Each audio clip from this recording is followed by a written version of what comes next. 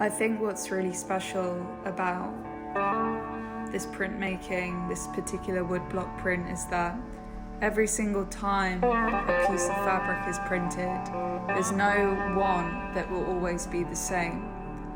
There's always one with different slight imperfections, and wherever that piece of fabric lays, there's always going to be a differentiation between the others. And that to me makes it so special, because no piece will ever be the same. So in fact, every single piece of Iranian fabric that's been printed is essentially one of a kind. You won't be able to replicate that in any form, because the process and the way that it was made can't be made again. So I think that's really special, because it's kind of a method that you can't robotically do. It's a method that comes from the heart. It's a method that comes from tradition.